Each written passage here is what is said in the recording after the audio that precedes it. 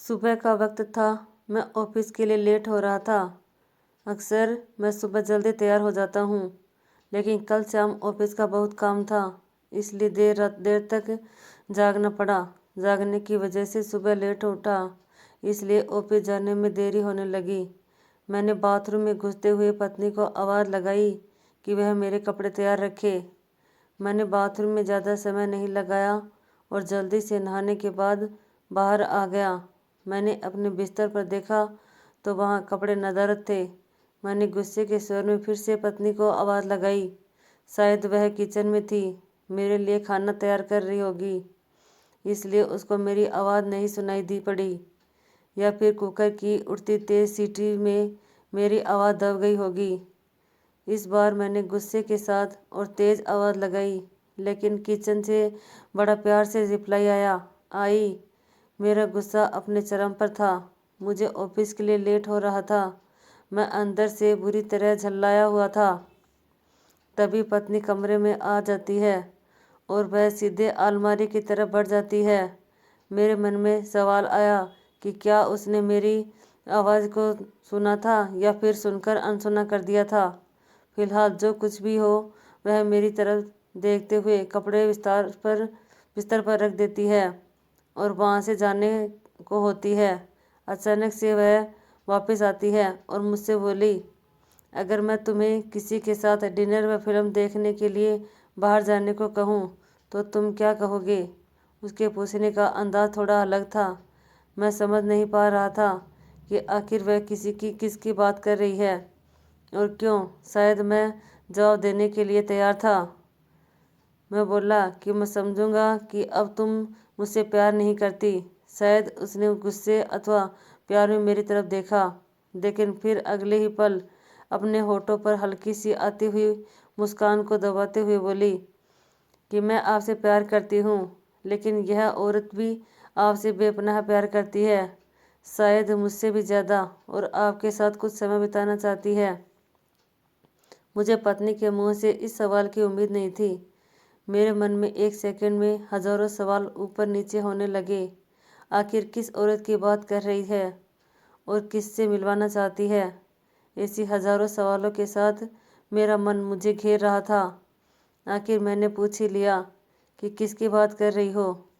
पत्नी ने बिना कुछ बोले एक तस्वीर की तरफ इशारा कर दिया। वह तस्वीर मेरी माँ की थी, जो मुझसे दूर रहती थी, जिनसे कई महीनों से मैं मिला नहीं था। शायद काम की वजह से मैंने उन्हें फ़ोन भी नहीं कर पाया।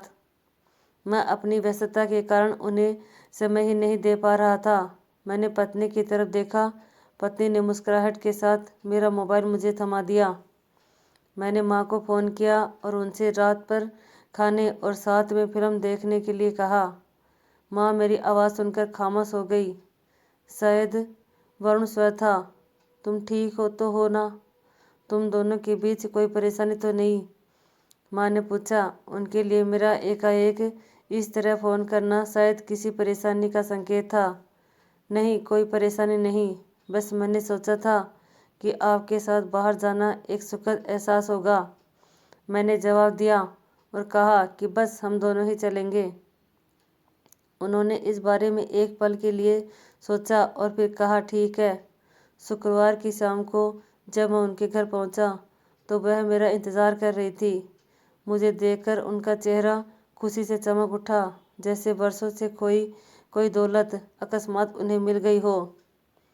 मैंने माँ के पैर छुए और उन्हें गाड़ी की तरफ ले जाने लगा। वह बार बार मेरी तरफ देखकर हल्के हल्के मुस्कुराकर गाड़ी की तरफ बढ़ रही थी। कार में माँ ने बताया कि उन्होंने अपनी एक दोस्त को बेटे के साथ खाने के लिए बाहर जाने की बात बताई है। वह काफ़ी प्रभावित थी।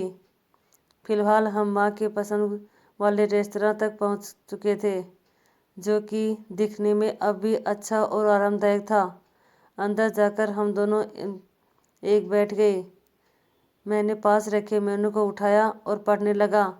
एकाएक मेरी निगाह माँ पर पड़ी। वह अभी भी मुझे देख रही थी, लेकिन इस बार वह मुस्कान गायब थी। वह उदास दिख रही थी।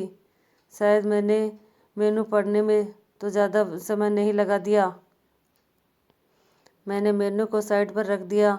मैंने माँ से खाने के लिए पूछा। उन्होंने मेनू की तरफ इशारा करके मुझसे कहा कि तुझे याद है जब तू छोटा था और हमारे साथ बाहर खाना खाने आता था, मैं भी तेरे लिए इसी तरह मेनू गौर से देखती और तेरे लिए अच्छा सा खाना ऑर्डर करती थी तो तुझे पसंद था।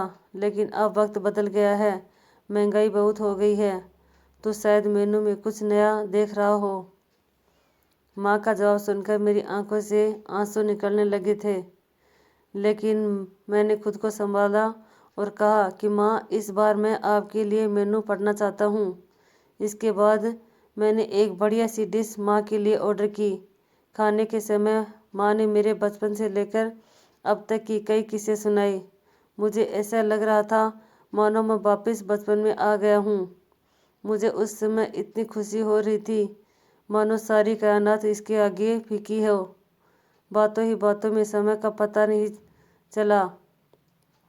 मैं माँ के साथ थोड़ा और वक्त बिताना चाहता था, लेकिन अंधेरा हो चुका था और माँ को उनके घर छोड़ मुझे वापस अपने घर भी जाना था। इन शब्दों का मतलब बाद में समझ आया, लेकिन फ़िलहाल मैं माँ को लेकर उनके घर पहुँच गया। अब वक्त था माँ से विदाई लेने का। माँ ने एक उम्मीद के साथ मेरी तरफ देखा और कहा कि अगली बार मैं उन्हें बिल का पेमेंट करने दूँ तो वो मेरे साथ दोबारा डिनर के लिए आना चाहेंगी। मैंने मुस्कुराहट के साथ माँ से कहा कि माँ, जब आप चाहो और बिल पेमेंट कौन करता है, इससे क्या फ़र्क पड़ता है। माँ ने मेरी तरफ देखा और मुस्कुराहट के साथ कहा कि फ़र्क पड़ता है और अगली बार बिल वो ही पे करेगी। इसके बाद मैंने माँ से विदाई ली और अपने घर की तरफ चल दिया। घर पहुंचकर देखा तो पत्नी मेरा इंतज़ार कर रही थी। उसने पूछा, कैसा रहा आज का दिन? बहुत बढ़िया, जैसा सोचा था उससे कहीं ज़्यादा बढ़िया, मैंने जवाब दिया। इसके कुछ दिन बाद अचानक मुझे माँ के देहांत की सूचना मिली। उन्हें दिल का दौरा पड़ा था। यह इतना अचानक से हुआ कि मैं कुछ समझ नहीं पा रहा था। मैंने माँ के लिए कुछ भी तो नहीं किया था। मैं वापस उनके साथ समय बिताना चाहता था, लेकिन अफसोस अपनी व्यस्त समय की वजह से मैं माँ के लिए समय नहीं निकाल पाया। लेकिन अब पछताए होता क्या, जब माँ थी तब समय नहीं, और अब जब माँ नहीं है तो पछतावा और अफसोस। माँ की मौत के बाद मुझे एक लिफाफा मिला। उस लिफाफे में उसी रेस्तरां की एडवांस पेमेंट की रसीद के साथ माँ का एक खत था, जिसमें माँ ने लिखा था कि मेरे बेटे, मुझे पता नहीं कि मैं तुम्हारे साथ दोबारा डिनर पर जा पाऊँगी या नहीं, इसलिए मैंने 2 लोगों के खाने के अनुमानित बिल का एडवांस पेमेंट कर दिया है। अगर मैं नहीं जा पाऊँ तो तुम अपनी पत्नी के साथ भोजन करने ज़रूर जाना। उस रात को तुमने कहा था ना कि क्या फ़र्क पड़ता है।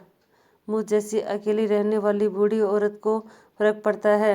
तुम नहीं जानते, उस रात तुम्हें साथ बीता हर पल मेरे जीवन के सबसे बेहतरीन समय में एक था। भगवान तुम्हें सदा खुश रखे, तुम्हारी माँ। इंसान को दुख अपने को खोने के बाद होता है।